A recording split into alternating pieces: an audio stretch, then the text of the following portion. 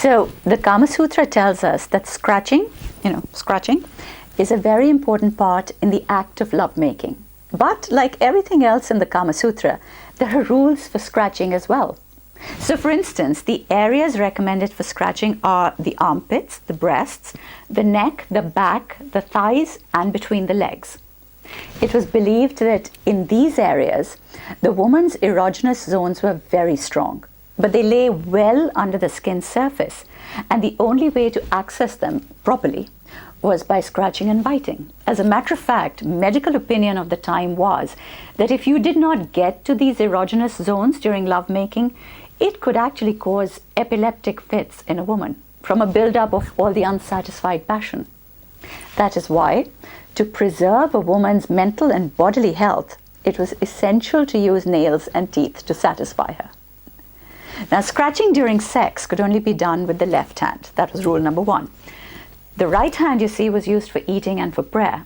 The left hand was used for cleaning yourself after going to the toilet and for sexual activity. Rule number two was nails had to be very well looked after.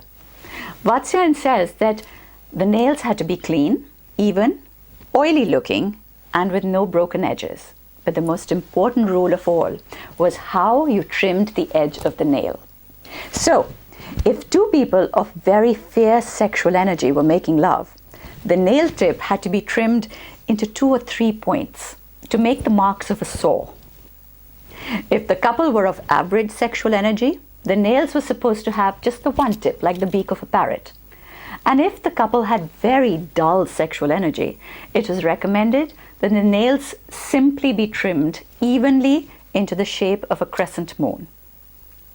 And each type of scratch had a significance too. So if you wanted to praise the woman for her lovemaking, you left 5 curved scratches close together on her breast just above the nipple. Or there was the goodbye scratch. If the man were departing on a journey, he would leave 3 or 4 marks in a straight line on her thighs to remember him by.